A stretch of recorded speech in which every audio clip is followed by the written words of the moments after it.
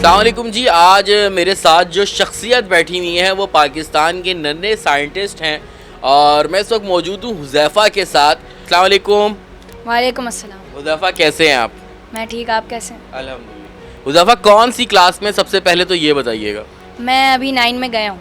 9th class में गए हैं। ये जो साहब बैठे हुए हैं ये बेसिकली माशाल्लाह से प्रोफेसर हैं और ये NED यूनिवर्सिटी के अंदर रोबोटिक्स पढ़ाते भी हैं, ऐसा सुनने में आया है। इसकी तस्दीक हुज़ैफ़ा से कर लेते हैं कि हुज़ैफ़ा वाकई ऐसी कोई कहानी है, आप नन्हे प्रोफेसर के नाम से मशहूर है वहाँ पे? जी, बेसिकली मेरा NED यूनिवर्सिटी से भी तकरीबन 4-5 साल से ताल्लुक़ है। मैं वहाँ पे पढ़ता भी रहा हूँ, पढ़ाता भी रहा हूँ। मैं एज़ जूनियर इंस्ट्रक्टर भी वहाँ पे सर्विसेज देता रहा हूँ। सो बेसिकली एक प्लेटफॉर्म के थ्रू मुझे एक पाथवे मिल गया था उनसे अच्छे से कनेक्ट करने का। एंड NED यूनिवर्सिटी के अलावा नॉर्थ नाज़िमाबाद में भी मैं अपना रोबोट्रॉनिक्स से रिलेटेड कोर्स करवा रहा हूँ, उसके अलावा ऑनलाइन भी करवा रहा हूँ। तो आपकी बात बिल्कुल दुरुस्त है जी, मैं NED में भी पढ़ा रहा हूँ एंड बाकी जगह पे भी। मैं फिर सेल्फ रनिंग करते करते फ्री कोर्सेज़ काफ़ी जगह से कर चुका हूँ, जैसे कि मैंने अलखिदमत वालों के बनो काबिल के भी कोर्सेज़ किए हैं। मैं इस वक्त सैलानी मासाइटी ट्रेनिंग प्रोग्राम से भी एफिलिएटेड हूँ एंड मैं यूटेक में भी कोर्सेज़ करता रहा हूँ। मेरा इरादा ज़रूर है कि एक ऐसी इनोवेशन या इन्वेंशन मैं करूँ जो कि मतलब हिस्ट्री बना दे।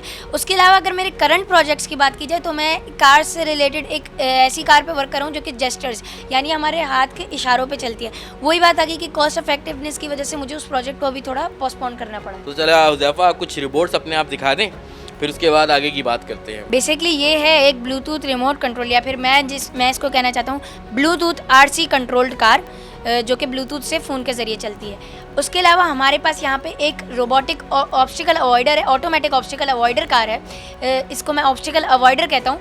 तो ये ऑब्स्टिकल्स को अवॉइड करते हुए यानी ऑटोमेटिकली जो रुकावटें होती हैं उनको अवॉइड करते हुए ऑटोमेटिकली चलती है। उसके अलावा मेरे पास यहाँ पे ये वॉइस कंट्रोल्ड LED लाइट्स हैं जो कि वाईफाई से कनेक्ट होकर, वाईफाई या डेटा से कनेक्ट होकर आपको अपने फ़ोन से कंट्रोलेबिलिटी देती हैं, जिसको होम ऑटोमेशन कहा जाता है, यानी आप अपने होम को ऑटोमेटिक कर सकते हैं। उसके अलावा मेरे पास एक है सिक्योरिटी सिस्टम जो कि डिस्टेंस पे काम कर रहा है और अगर मैं आपको इसके बारे में बताऊं तो इसके करीब अगर कोई भी चीज़ आती है ये फ़ौरन अलार्म बजा देता है। मेरे पास नेक्स्ट है मेरी ब्लाइंड स्टिक।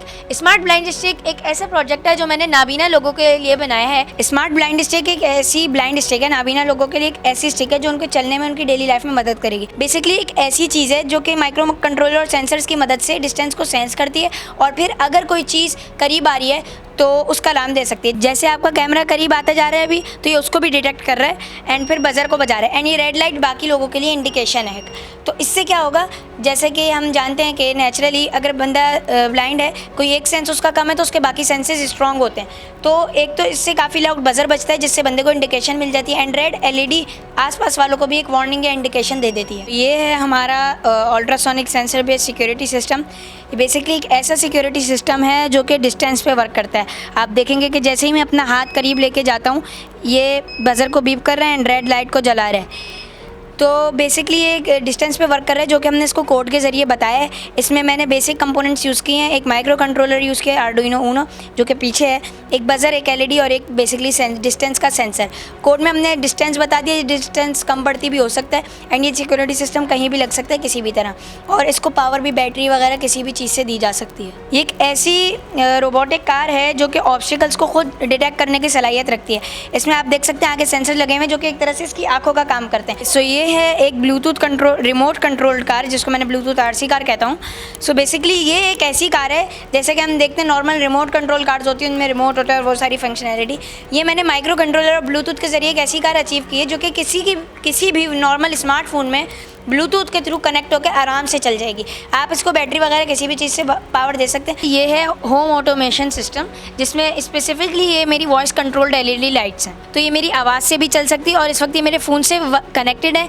ये घर के वाईफाई के नेटवर्क से कनेक्टेड है और ESP जो माइक्रो कंट्रोलर है उसकी मदद से ये इस वक्त कहीं से भी मैं फ़ोन से चला सकता हूँ। अब अगर मैं इसको आपको वही आवाज़ से चला के दिखाऊँ, hey Google turn on red LED, तो इसने ऑन कर दी।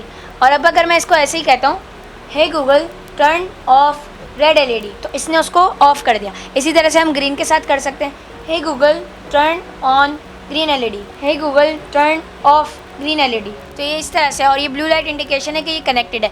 इसको आप अपने मोबाइल के हॉटस्पॉट से भी कनेक्ट कर सकते हैं, घर के वाईफाई से, किसी भी तरह से, बस कोड में थोड़ी एडजस्टमेंट होती है। यानी ये कहीं भी लग सकता है, किसी भी फ़ोन से चल सकता है, एंड ये फुली आपके घर को, आपकी लाइटों को, मैंने एलईडीज़ यूज़ किए हैं ताकि मैं इसको अच्छा रिप्रेजेंट कर सकूं, वरना आपके घर की लाइट्स पे, पंखों पे, दरवाजे पे, किसी भी चीज़ पे इसी तरह का सिस्टम चल सकता है जिससे आपका घर ऑटोमेट होगा। इसीलिए इन चीज़ों को होम ऑटोमेशन के नाम से जाना जाता है। हुज़ैफ़ा, कौन कौन से इदारों के अंदर आप ये प्रोजेक्ट एग्जीबिशन दे चुके हैं अभी तक? बेसिकली जैसे कि मैंने कुछ का अभी आपको बताया, उसके अलावा अगर एग्जीबिशंस की बात की जाए तो मैं मोहम्मद अली जिन्ना यूनिवर्सिटी, जो कि शार फैसल पर वाक़ है, माजू, वहाँ पर भी मैं जाके डिफरेंट एग्जीबिशंस एंड इंस्ट्रक्टिंग में हिस्सा ले चुका हूँ। उसके अलावा मैं एक दो दफ़ा DHA सुफ़ा यूनिवर्सिटी, यहाँ से काफ़ी दूर DHA में है, वहाँ पे भी जाके अपने एग्जीबिशंस में पार्ट ले चुका हूँ, और उन्होंने स्पेसिफिकली मेरे लिए एक अलग से सर्टिफिकेट भी डिज़ाइन किया था। बस इसके शौक़ को देखते हुए कुछ ना कुछ करते हैं। बहुत मुश्किल है, लेकिन बहरहाल इसके शौक़ को देखते हुए कोशिश करते हैं कि जो भी चीज़ है अरेंज कर दें। अरेंज कर भी पाते हैं, कभी नहीं भी कर पाते। अल्हम्दुलिल्लाह बहुत ब्रिलियंट है, आगे बहुत, मुझे लगता है कि बहुत शानदार फ्यूचर है इसका, और इंशाल्लाह कोशिश है कि जहाँ तक ये मुमकिन हो सके ये जितनी भी बुलंदियों पे जा सके, और जो इसके शौक़ हैं, इसके रोबोटिक्स में शौक़ है, इंजीनियरिंग में है, मैं चाहता हूँ कि बस ये अपनी स्टडीज़ में बहुत कामयाब हो।